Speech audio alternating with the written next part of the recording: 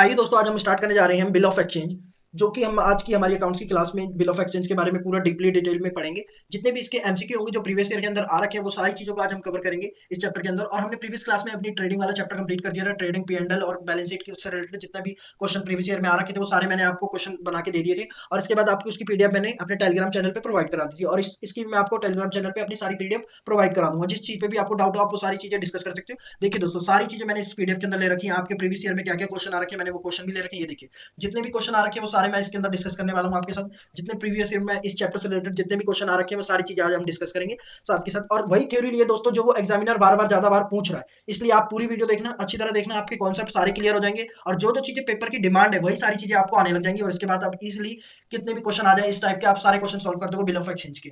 तो ये करते हैं स्टार्ट। सबसे पहले तो देखो, बिल ऑफ एक्सचेंज क्या होता है दोस्तों। It is an instrument in writing which containing the uncertain unconditional order signed by the maker which indicate the certain person to pay the certain sum of money to the bearer of the instrument. तो मतलब ये क्या होता है, एक certain amount है, मतलब एक निश्चित धनराशि होती है जो एक निश्चित बंदे को देनी होती है। जैसे सपोज मैंने अब एक मान लिया ए और एक मान लिया बी। तो एक क्या होता है, एक होता है इसमें ड्रॉवर जो क्या करेगा, बिल को ड्रॉ करेगा। और एक होता है इसमें ड्रॉइंग जो बिल को क्या करेगा, रिसीव करेगा। इसका काम है रिसीव करना इस बिल को, क्योंकि इसने क्या करा होगा दोस्तों, इससे कुछ ना कुछ इसने परचेज करा होगा। तो अब ये इसके ऊपर बिल को क्या करेगा, राइज करेगा। अब बिल को राइज करेगा तो अब ये इससे बिल लेगा, तो इसको ये देगा बी आर।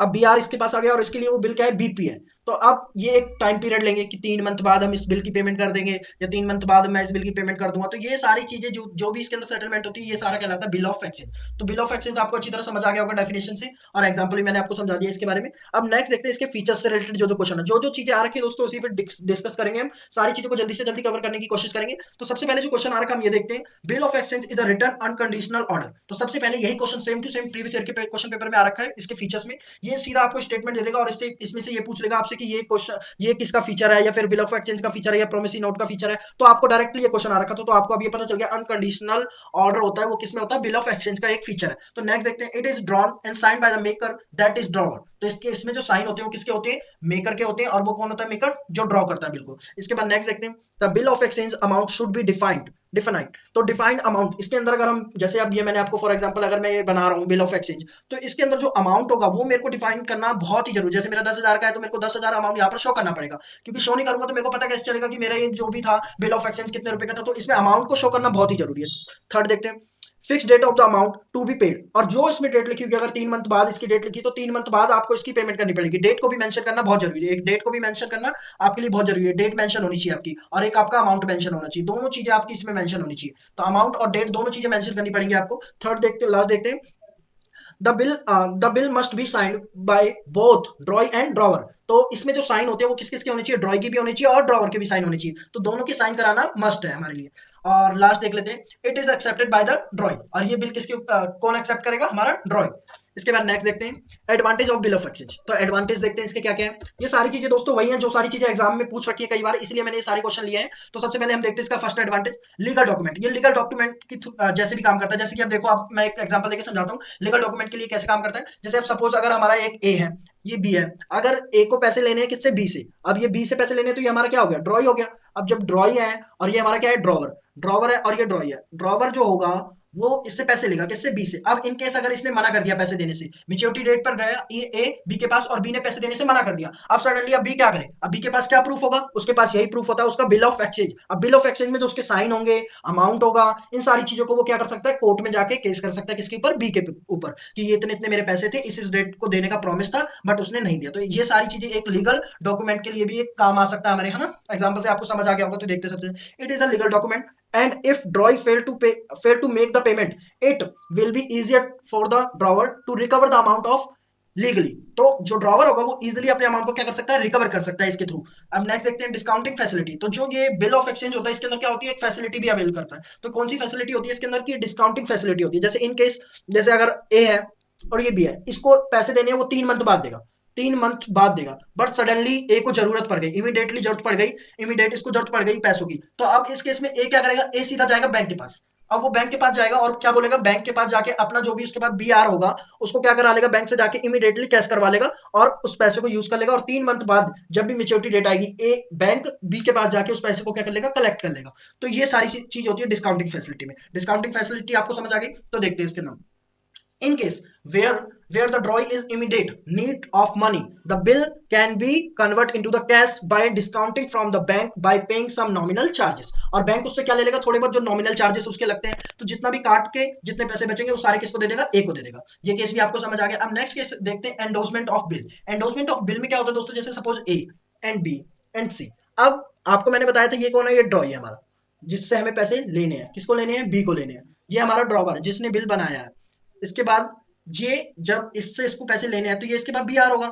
अब सपोज सी गया इसके पास, सी गया और सी ने ए से पैसे मांगे। अब ए के पास तो इमीडिएटली कैश है ही नहीं देने के लिए, तो अब इस कंडीशन में वो क्या करेगा, उसको जो उसके पास बी आर है वो बी आर ट्रांसफर कर देगा सी को। बोलेगा आप एक काम करो, ये 10,000 की पेमेंट मेरे को आपको करनी है। सपोज एग्जांपल है 10,000 की पेमेंट मेरे को आपको करनी है, मैं आपको ये बी आर दे देता हूँ 10,000 का, और 3 मंथ बाद इसकी पेमेंट आनी है, वो आप कलेक्ट कर लेना। तो ये सी कहता है चलो ओके ठीक है मैं कर लूंगा। तो सी ने इससे क्या ले लिया, बी आर ले लिया। अब जब भी मेच्योरिटी डेट आएगी तो बी पेमेंट करेगा तो वो किसके पास जाएगी, सी के पास जाएगी। इसे ही कहते हैं एंडोर्समेंट। ए ने क्या कर दिया, बिल को एंडोर्स कर दिया। किसको कर दिया एंडोर्स, सी को। तो ये एंडोजर हो गया, ए क्या हो गया, एंडोजर हो गया, क्योंकि इसने एंडोर्स करा है। तो आप इसकी डेफिनेशन देख लेते हैं। Endorsement mean the transfer of bill of exchange और promissory note is another person. तो इसमें क्या होता है एंडोर्समेंट में, हम अपने बिल ऑफ एक्सचेंज और प्रोमिसरी नोट को क्या कर देते हैं, किसी अदर पर्सन को ट्रांसफर कर देते हैं। The person who transfer the bill of exchange to another person is called endorser. तो एंडोजर कहते हैं उसे, जो जिसने इसको ट्रांसफर करा, तो क्या हो गया, एंडोजर हो गया। अब नेक्स्ट देखते हैं, ये क्वेश्चन भी डायरेक्टली पूछ रखा है, parties of the bill of exchange. ये क्वेश्चन डायरेक्टली है, आपको अभी दिखाऊंगा मैं। ये डायरेक्ट क्वेश्चन पूछ रहा है कि कितनी पार्टीज होती हैं बिल ऑफ एक्सचेंज के अंदर। तो अ bill of exchange has 3 parties. कितनी पार्टीज होती है, 3 पार्टीज होती है। इनके नाम देख लेते हैं कौन कौन सी पार्टीज होती है। सबसे पहले आ गया हमारा ड्रॉवर। तो ड्रॉवर होता है सबसे पहली। तो ड्रॉवर कौन होता है दोस्तों, drawer is the maker of a bill of exchange. तो जो बिल को बनाता है, ड्रॉ करता है, वो कौन होता है, ड्रॉवर होता है। अब नेक्स्ट देखते हैं, the bill is signed by drawer. और बिल पे जो साइन होते हैं वो भी किसके होंगे, ड्रॉवर के होंगे। ड्रॉई कौन होता है, draw is the person upon whom the bill of exchange is drawn। जिसके ऊपर बिल ऑफ एक्सचेंज क्या है, बनाया है। जैसे अब मेरे को बिल ऑफ एक्सचेंज जिसके ऊपर भी मेरे को राइज करना है, मेरे को इससे पैसे लेने, तो मैं उसके ऊपर क्या करूंगा, बिल को ड्रॉ करूंगा। तो ड्रॉन करा है, किसने करा है, ए ने करा है। किसके ऊपर, बी के ऊपर करा है। तो ये सब क्या चीजें हो गई, ये हमारे लिए ड्रॉ हो गया। Drawee is the debtor who has to pay the money to the drawer. अब ये क्या होता है, डेटर होता है, जिसे किसको पेमेंट करनी होती है, ड्रॉवर को। इसके बाद next, he is also known as a acceptor. इसको किस नाम से जानते हैं, एक्सेप्टर के नाम से भी जानते हैं। नेक्स्ट, पे। पे देख क्या कौन होता है, the payee is the person whom payment has to be made. जिसे पेमेंट क्या करनी होती है, देनी होती है, उसे कहते हैं पे। The pay may be the himself और थर्ड पार्टी। तो पे खुद भी पे कर सकता है और थर्ड पार्टी के थ्रू भी पेमेंट कर सकता है। अब नेक्स्ट टॉपिक हमारा स्टार्ट हो गया, what is the promissory note. अब प्रोमिसरी नोट के बारे में पढ़ते हैं हम। सबसे पहले देखिए दोस्तों, the promissory note is defined as a instrument of writing containing an unconditional undertaking signed by the maker to pay the specific amount. तो ये क्या होता है, ये एक अनकंडीशनल होता है, अंडरटेकिंग साइंड होते हैं इसमें मेकर के, और ये क्या एक प्रॉमिस होता है। प्रॉमिस करते हैं कि मैं आपका इस डेट तक आपको इतने पैसे दे दूंगा। दोनों में डिफरेंस क्या है, जो बिल ऑफ एक्सचेंज होता है और इसमें दोनों में थोड़ा सा डिफरेंस है, माइनर सा। जो ये बिल ऑफ एक्सचेंज था हमारा, वो बनाता है ड्रॉवर।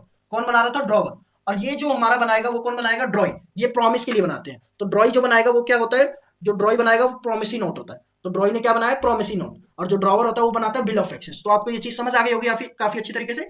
अब इसमें डायरेक्टली एक क्वेश्चन ये पूछ लेते हैं, अब प्रोमिसरी नोट हैज पार्टीज नेमली। तो प्रोमिसरी नोट के अंदर कितनी पार्टीज होती हैं, प्रोमिसरी नोट के अंदर होती है 2 पार्टीज। कितनी पार्टीज होती है, 2 पार्टीज होती है। कौन कौन सी, maker is the person who make the promise to pay the amount, and payee is the person whom payment is to be made, जिसके द्वारा क्या करी जाएगी, पेमेंट करी जाएगी। अब नेक्स्ट कुछ टर्म्स देख लेते हैं जो इस चैप्टर से इंपॉर्टेंट है, जिन टर्म्स के बारे में हमें पता होना चाहिए। अगर हम बिल ऑफ एक्सचेंज चैप्टर कर रहे हैं तो इन टर्म्स को तो हमें अच्छी तरह आनी ही चाहिए, क्योंकि इन टर्म्स को नहीं आएगी हमें तो कहीं ना कहीं हमें क्वेश्चन को सॉल्व करने में काफी प्रॉब्लम होने वाली। तो सबसे पहले पहली टर्म्स देखते हैं।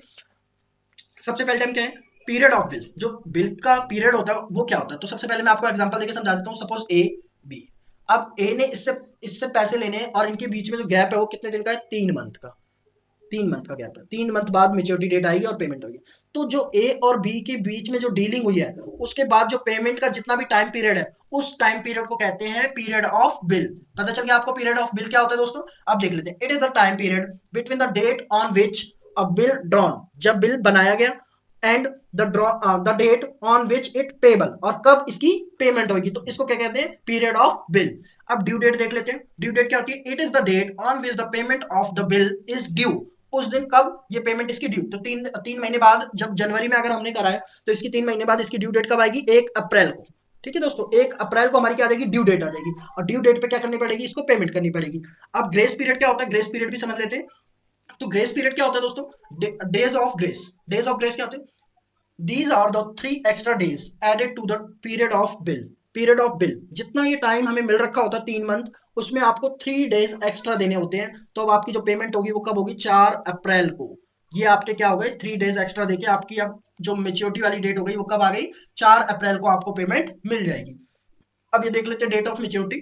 The date which comes after adding the 3 days of grace to the period of bill. जब 3 दिनों को हम ऐड कर देते हैं, जो डेट आती है 4 अप्रैल, इस डेट को कहते हैं मेच्योरिटी डेट। पता चलिए आप सभी को मेच्योरिटी डेट क्या होती है। अब नेक्स्ट देखते हैं डिसऑनर्ड। Dishonoured of bill. तो डिसऑनर्ड ऑफ बिल की देखते हैं सबसे पहले। डिसऑनर्ड क्या होता है दोस्तों? जब आप गए ड्रॉई के पास और ड्रॉई ने आपको पैसे नहीं दिए या पेमेंट देने से मना कर दिया, उस टाइम पे जो आपका बीआर होगा वो क्या हो जाएगा? आपका डिसऑनर्ड हो जाएगा, फेल हो जाएगा पेमेंट से। तो उस टाइम पे डिसऑनर्ड होता है। तो पढ़ते हैं इसको। When payment is not made by the acceptor of the bill on due date. Due date पर उसने पेमेंट नहीं दी, it known as dishonoured of bill. तो समझ गए होगे आप। इसके बाद नेक्स्ट देखते हैं renewal of bill. Renewal of bill क्या होता है दोस्तों? ये भी समझा देता हूं मैं आपको एग्जांपल देके। रिन्यूअल ऑफ बिल में ये चीज होती है बेसिकली, सपोज जैसे ए बी, अब इन दोनों के बीच में जो कॉन्ट्रैक्ट हुआ था वो 1 जनवरी को इन्होंने बिल ड्रॉ करे थे एक दूसरे में, और पेमेंट करनी थी इसको 4 अप्रैल को। 4 अप्रैल को पेमेंट करनी थी। बट इन केस अगर बी को कुछ भी प्रॉब्लम हुई और बी आया ए के पास, उसने 28 मार्च को इन्फॉर्म कर दिया, किसको? ए को इन्फॉर्म कर दिया कि मैं आपकी पेमेंट ड्यू डेट पर नहीं दे पाऊंगा, कंडीशन में नहीं हूं। तो मैंने इससे रिक्वेस्ट करी, इसने ए से। तो ए से रिक्वेस्ट करने के बाद इसने कहा कि आप मेरा एक न्यू बिल बना दो, मैं 1 मंथ बाद प्रॉमिस करता हूँ आपकी पक्का पक्का पेमेंट दे दूंगा। तो किसने बोला? ए से बोला। ए से किसने बोला? बी ने बोला। अब कि मैं आपकी पेमेंट 1 मंथ बाद दे दूंगा। तो अब जो ओल्ड बिल होगा, अब वो कैंसिल हो जाएगा और वहां पर एक न्यू बिल क्या बनाया जाएगा। अब जो न्यू बिल के अकॉर्डिंग 1 मंथ बाद कौन पेमेंट करेगा? बी पेमेंट करेगा, किसको? ए को। तो अब इसमें यही होता है, when the acceptor of bill is not in a position to meet the bill on due date its due date, the holder accept the fresh bill in the place of old bill, it's called the renewal of bill. तो क्या होता है इसमें? Holder जो होता है वो old bill की प्लेस में न्यू बिल को क्या कर लेता है? रिसीव कर लेता है। यही सारा हमारा केस कहलाता है रिन्यूअल ऑफ बिल। इसके बाद नेक्स्ट केस देखते हैं हमारा क्या है। नेक्स्ट केस में हम देखते हैं क्या चीजें हमारी। ये देखिए नेक्स्ट केस है हमारा retirement of bill. Retirement of bill में क्या होता है दोस्तों? When the drawee pays the bill before due date, it's called retirement of bill. अब जैसे सपोज ए, ये बी, अब इनकी पेमेंट करनी है इसको 3 मंथ बाद। 3 मंथ बाद पेमेंट करनी है। बट इसने क्या करा? पेमेंट हमें दे दी 2 मंथ के अंदर ही अंदर। तो ये क्या हो गया?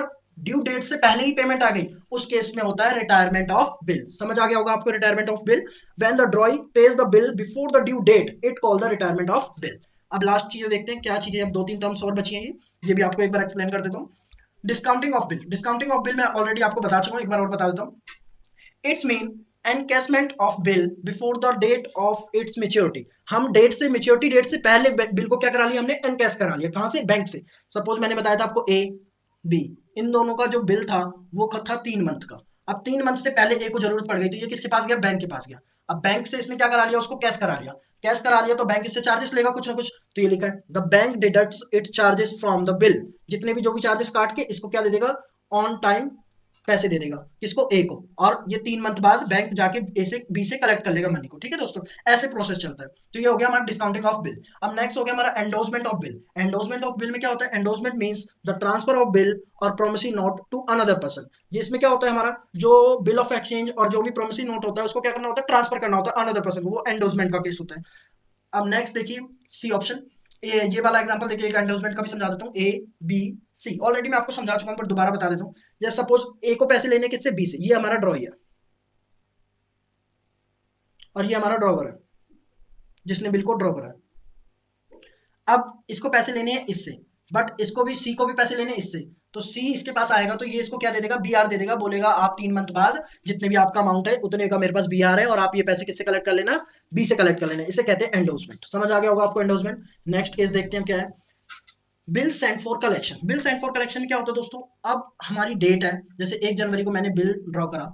अब मैंने ये सीधा जाके बिल कहाँ पे सेंड कर दिया? बैंक में। अब जब भी मेच्योरिटी डेट आएगी तो अब मेरे को जाने की जरूरत नहीं है कस्टमर के पास। अब मेरा बैंक जाएगा और बैंक बी से क्या करेगा? मनी को कलेक्ट करके मेरे अकाउंट के अंदर क्या कर देगा? ट्रांसफर कर देगा। तो ऐसे ये प्रोसेस चलता है।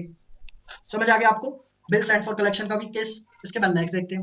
When the bill send to the bank for collection, that will be the retain till the maturity date. कब तक? टिल द मेच्योरिटी डेट, जब तक उस बिल की क्या नहीं हो जाती, टाइम पीरियड पूरा नहीं हो जाएगा, जब तक आपके अकाउंट के अंदर वो बिल नहीं आएगा। अब ये चार मेथड है, इसको समझ लेते हैं।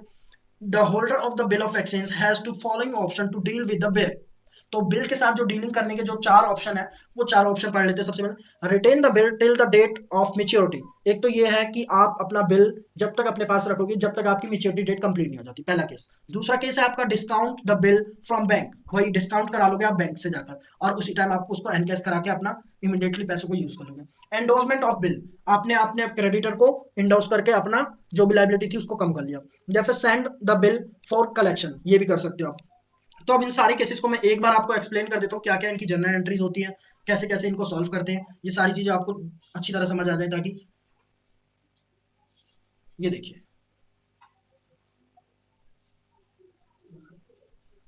सपोज ये ए की बुक है और ये बी की बुक है और ये सी की बुक है। मैं एक एग्जांपल ले लेता हूँ। A sells goods to B 30,000 on 1st Jan 2021, और मैंने एक बैंक चार्जेस भी मान लिया, बैंक चार्जेस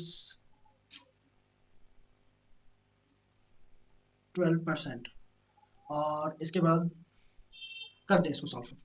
अब जब ए ने क्या करा, सेल्स करी होगी, किसको करी है? बी को सेल्स। तो पहली एंट्री क्या करी होगी इसने? सेल्स की एंट्री कैसे करते हैं? बीज अकाउंट डेबिट, जितने की सेल्स हुई है, टू सेल्स, कितने की सेल्स करी है इसने? 30,000 की। पहली एंट्री कंप्लीट हो गई हमारी। अब बी ने भी अपनी बुक में एंट्री करी होगी, बी ने क्या एंट्री करी होगी? परचेज की, purchase account debit to A's account, A से करिए, कितने की? 30,000।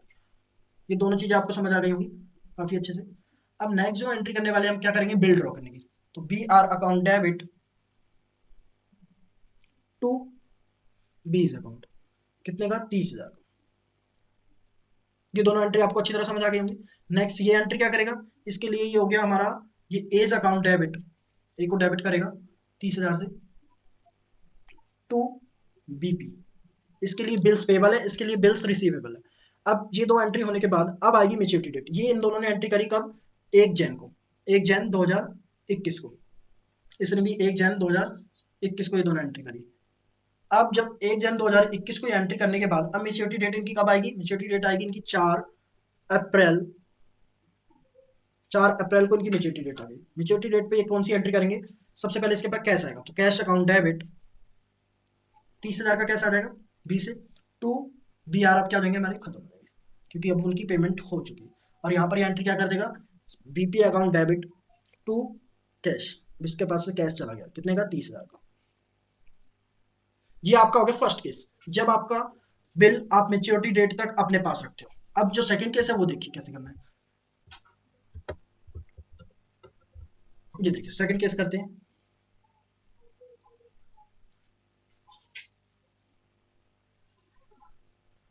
Second case, case number second में आपका क्या है? जो सेकंड केस है आपका, वो आपको डिस्काउंट कराना है अपने बिल को, कहां से? बैंक से। तो जो दो एंट्री होंगी वो तो आपको क्या करनी है? सेम करनी है। बिल ड्रॉ करने तक की आपको एंट्री सेम करनी है, दोनों की, ड्रॉ की भी ड्रॉवर की भी सेम एंट्री। अब जो आपकी लास्ट एंट्री जो पेमेंट की होगी वो कैसे होगी? बैंक अकाउंट डेबिट, ये आपकी 4 अप्रैल को होगी, bank account debit discount account debit to, कितने का बी आर है? बी आर आपका 30,000 का। अगर 30,000 के अमाउंट पे जो भी अमाउंट होगा उस पर हमें कितना चार्ज लेना है? 12%। मैंने अभी लेट करा था। और कितने मंथ के लिए? 3 मंथ के लिए। तो 3 मंथ के लिए जब 12 से 12 कैंसिल हो गया, 20 से 20 कैंसिल हो गए, 300 इंटू 3 आ गया आपका 900। तो आपका डिस्काउंट जो आ गया कितना आ गया? 900। अब जो आपका एक्चुअल आपको बिल की पेमेंट मिलने वाली है वो कितनी मिलेगी? 29,100 रुपये। ये आपकी पेमेंट रिसीव हो गई। और इसको तो कितनी पेमेंट करनी पड़ेगी अपने बिल की? पूरी। तो ये तो अपनी सेम एंट्री करेगा, BP account debit to cash, कितने अमाउंट से? 30,000 से। ये आपको केस समझ आ गया होगा। ये आपका हो गया एंडोर्समेंट वाला, ये आपका वो हो गया डिस्काउंट कराने वाला बिल। अब इसका नेक्स्ट केस देख लेते हैं। इसी में मैं इसको मिटा देता हूँ दोस्तों, आप इसको दोबारा लिख लेना, अपनी नोटबुक में नोट डाउन कर लेना, या मैं आपको इसको पीडीएफ दे दूंगा, आप उसमें से देख के लिख लेना, ठीक है दोस्तों। ये देखिए, अब केस नंबर जो आपका थर्ड है उसमें क्या होगा? एंडोर्समेंट का केस है। एंडोर्समेंट पे क्या होगा? अब यहाँ पर ए बी सी, ये सी चल रहा है, तो सी अपनी बुक में क्या एंट्री करेगा? जो दो एंट्री होने वाली है वो तो क्या करना? सेम करनी है आपको। यहाँ पर भी आपको 2 एंट्री क्या करनी है, सेम करनी है। अब इसके बाद जो नेक्स्ट एंट्री होगी एंडोस की होगी, तो एंडोस करते समय क्या होगा, सीज अकाउंट डेबिट। अब ये आपकी एंट्री करेगा 1 जनवरी को एंडोस करने की। सीज अकाउंट डेबिट 30,000 से, 30,000 का बिल दे दिया सी को, to B R. B R कितने का हमारा, 30,000। और यहाँ पर सी के अकाउंट में क्या आ जाएगा, बी आर आ जाएगा। B R account debit to A's account, कितने का आया बी आर अकाउंट, 30,000 से, इसलिए एंट्री। ये दोनों की बुक में एंट्री हो गई 1 जनवरी को। अब क्या करना पड़ेगा दोस्तों, हमें इसकी पेमेंट, जब पेमेंट होगी तो पेमेंट कब होगी, 4 तारीख को इसकी पेमेंट होनी है। 4 तारीख को जो भी एंट्री होगी तो पेमेंट रिसीव कौन करने वाला, अब सी रिसीव करेगा। अब इसका तो कोई रोल है नहीं, तो ये नो एंट्री करेगा उस टाइम पे। अब 4 अप्रैल को जो पेमेंट करेगा वो कौन पेमेंट करेगा, जो 4 अप्रैल को पेमेंट होने वाली है हमारी, अब उस पेमेंट को कौन करेगा, 4 अप्रैल को जो भी पेमेंट होगी तो अब ये करेगा पेमेंट। तो इसकी पेमेंट करने की एंट्री आपको पता है, बीपी अकाउंट डेबिट, कितने का, 30,000 का बिल था, 30,000 की पेमेंट हो जाएगी। टू कैश, 30,000 के बिल की पेमेंट हो गई कैश में। अब इसके बाद सी को रिसीव करना, तो सी रिसीव करेगा तो क्या एंट्री होगा, कैश अकाउंट डेबिट, कैश आ जाएगा। और बी आर को क्या कर देगा, खत्म, 30,000 रुपए आ गए। ये समझ आ गया होगा आपको अच्छी तरह। अब लास्ट केस बचा है हमारे पास, कौन सा, लास्ट केस के अंदर हमें ये करना है कि जो भी बिल्स होंगे अब उनको हमें सेंड करना है किसके पास, बैंक के पास। किसके लिए, कलेक्शन के लिए। और मेच्योरिटी डेट पे वो जब हो जाएंगे कंप्लीट तो वो हमारे अकाउंट के अंदर क्या हो जाते हैं, ट्रांसफर हो जाएंगे वो पैसे। अब देखते हैं उसकी एंट्री क्या क्या एंट्री करनी पड़ती है। लास्ट केस है हमारा ये, फोर्थ। इसके बाद ये सारे हमारे खत्म हो जाएंगे जितने भी कॉन्सेप्ट थे इसमें। लास्ट केस देख लेते हैं, case number fourth. Case number fourth में जो 2 एंट्री करनी है वो तो आपको सेम करनी है इसमें भी, और इसमें भी 2 एंट्री जो करोगे आप सेम करोगे ड्रॉ और ड्रॉ की। इसके बाद जो सेम एंट्री करने के बाद आपको क्या करना है दोनों में, जब सेम एंट्री कर दोगे तो आपको अब क्या करना था, लास्ट केस के अंदर बिल सेंड करने हैं, तो बिल सेंड फॉर कलेक्शन। कितने के बिल थे आपके, 30,000 के, टू बी आर। ये आपने सेंड कर दिए 1 जनवरी को। अब यहाँ पर ये एंट्री क्या करेगा 1 जनवरी को, यहाँ पर ये कोई एंट्री नहीं करेगा। अब जो ये एंट्री करेगा ये सीधा करेगा 4 अप्रैल को, जब इसको क्या करनी होगी, उनकी पेमेंट। अब जब इसके पास पेमेंट रिसीव होगी, जब हमें अब 4 तारीख को इसकी मेच्योरिटी डेट आएगी, तो ये पेमेंट रिसीव करने की एंट्री क्या हो जाएगी अब हमारी, बैंक अकाउंट डेबिट, क्योंकि बैंक में पैसा आएगा हमारे, to bill sent for collection. अब जो नेक्स्ट ये एंट्री करेगा इसकी सेम एंट्री आती है, BP account debit to cash. ये हमेशा सेम एंट्री करेगा, कितने से, 30,000 से। ये आपको समझ आ गया होगा अच्छी तरह। इसके बाद ये एंट्री हो गई हमारी 30,000 से। ये सारे केसेस थे, ये 4 केसेस आपको समझ आ गए होंगे अच्छी तरीके से। अब इसका जो नेक्स्ट पार्ट है वो देख लेते हैं, इसके जो एमसीक्यू वाले पार्ट है उसमें से कैसे कैसे क्वेश्चन आ रखे पेपर में, ये देख लेते हैं। तो दोस्तों सबसे पहले हमें ये क्वेश्चन देखते हैं, अ bill of exchange is drawn by. तो बिल ऑफ एक्सचेंज को ड्रॉ कौन करता है, क्रेडिटर। तो सबसे पहले हमें पता चल गया कि हमारा क्रेडिटर होता है वो बिल ऑफ एक्सचेंज को क्या करते हैं, ड्रॉ करते हैं। इसके बाद नेक्स्ट क्वेश्चन देखते हैं, इसमें नेक्स्ट क्या है। अब यही क्वेश्चन आ गया, who all are parties to a bill of exchange. तो बिल ऑफ एक्सचेंज के अंदर कितनी पार्टीज होती है यही पता चल गया हमें, ड्रॉई होता है, ड्रॉई होता है, ड्रॉवर होता है, और इसके बाद पे ही होता है। तो 3 पार्टीज होती है। तो ऑप्शन नंबर इसमें दे रखा है थर्ड, तो थर्ड ऑप्शन हमारा क्या होगा, करेक्ट। इसके बाद नेक्स्ट देखते हैं, नेक्स्ट में क्या है, the 3 additional days given by the drawer for payment of the amount written in the bill of exchange are called। जो 3 दिन एक्स्ट्रा मिलते हैं हमें तो उनको हम क्या कहते थे, ग्रेस पीरियड, ग्रेस टाइम। तो ग्रेस डेज होते हैं उन्हें क्या कहते हैं, तो ये बी ऑप्शन हो गया इसका। लास्ट देखते हैं, can be bill of exchange be discounted, yes can, हम कर सकते हैं बिल ऑफ एक्सचेंज को डिस्काउंटेड। अभी अभी मैंने आपको केसेस भी समझा दिए।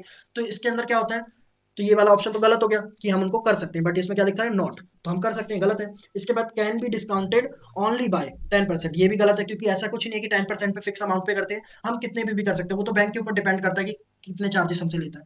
इसके बाद can be discounted only by, तो ये भी गलत है क्योंकि ऐसा नहीं है कि 25% पे करेगा। इट कैन बी डिस्काउंटेड, हम उनको डिस्काउंटेड करा सकते हैं इजीली।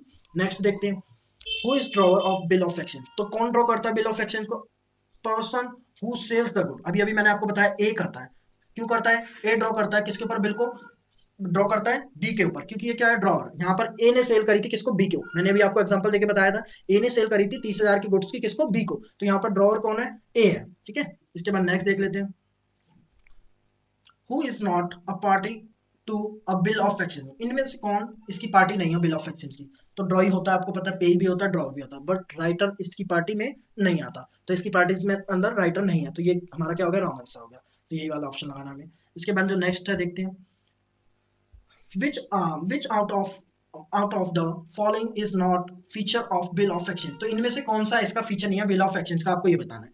तो आपको जब मैंने पढ़ाया था तो याद होगा, it must be contain the unconditional order to pay, ये वाला फीचर तो उसके अंदर होता है। तो ये देख लेते हैं second, it should be in writing, तो वो रिटर्न में होना चाहिए, ये भी आपको मैंने बताया था। और इसके बाद it must be signed by drawer, ये भी होना चाहिए।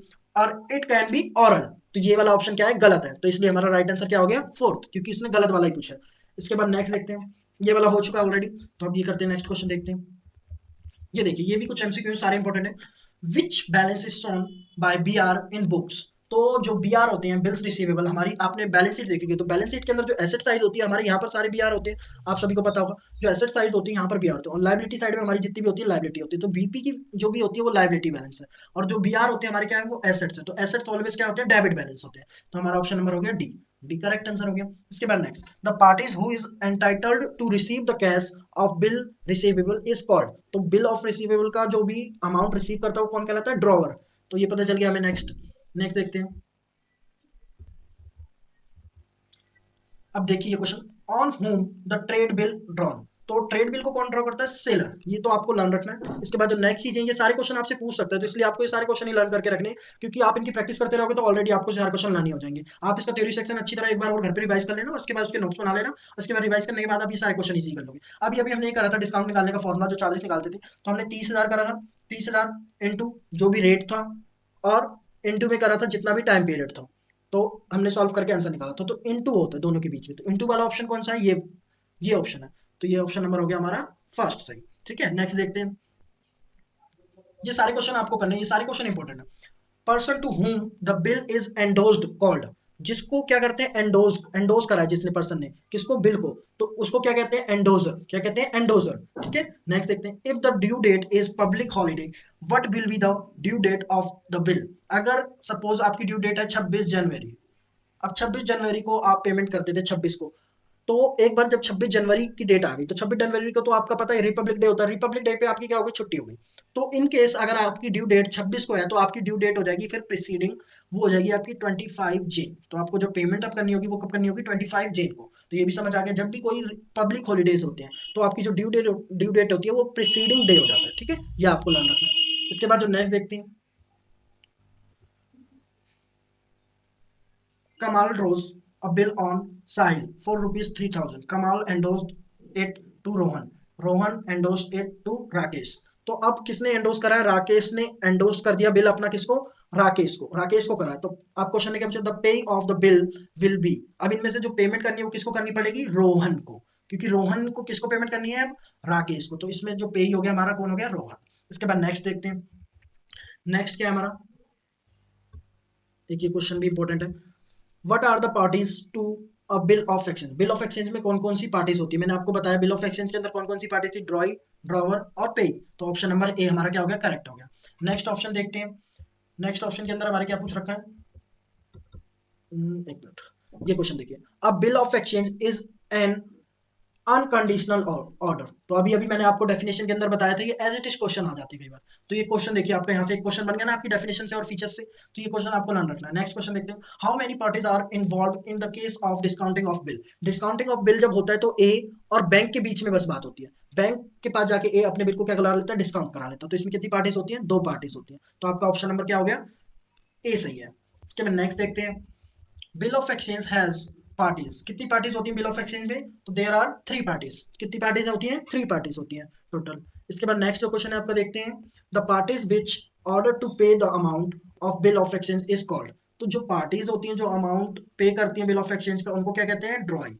ड्रॉई क्या करता है, उसकी पेमेंट करता है। ठीक है, नेक्स्ट देख लेते हैं, the promissory note should be signed by. किसके साइन होते हैं प्रोमिसरी नोट पे, प्रोमिसर के, जिसने प्रॉमिस किया होता है उसे कहते हैं प्रोमिसर। तो प्रोमिसर के सिग्नेचर होते हैं उसके अंदर। ठीक है, इसके बाद नेक्स्ट देखते हैं, क्योंकि ड्रॉवर और ड्रॉई के सिग्नेचर होते हैं हमारे बिल ऑफ एक्सचेंज के अंदर, बट यहाँ पर क्या पूछा है, प्रोमिसरी नोट। तो आपको याद रखना है प्रोमिसरी नोट पर जो सिग्नेचर होते हैं वो प्रोमिसर के होते हैं। While calculating the due date of the bill, how many days are added to the period of the bill? कितने डेज को हम ऐड करते हैं, तो कितने डेज को ऐड करते हैं, 3 डेज को। ये आपको याद रखना है, ग्रेस डेज होते हैं हमारे, जो हमें टाइम पीरियड को 3 दिन तक एक्सटेंड कर देते हैं। Encashing the bill before the date of its maturity, its call. तो जो हम अपने बिल को क्या करा रहे हैं, एनकैश करा रहे हैं, मतलब हमने उसको कैश करा लिया उसकी मैच्योरिटी डेट से पहले। तो इस केस में वो क्या होता है, डिस्काउंट करा लिया हमने, बिल को क्या करा लिया, डिस्काउंटिंग ऑफ बिल। ये कौन सा केस है, डिस्काउंटिंग ऑफ बिल। तो ए ने अपना बिल कहां से डिस्काउंट कराया होगा, बैंक से। सेम डे आपने उसकी पेमेंट रिसीव कर ली, जब बैंक रिसीव करेगा बी से पेमेंट, वो करेगा 3 मंथ्स बाद, और आपने बैंक से अभी ऑन डेट ले लिया, तो ये होता है डिस्काउंट कराना आपका बिल। तो ठीक है, ये सारे क्वेश्चन आपको समझ आ गए होंगे, इन सब की पीडीएफ मैं आपको टेलीग्राम चैनल पे दे दूंगा। Thank you for watching.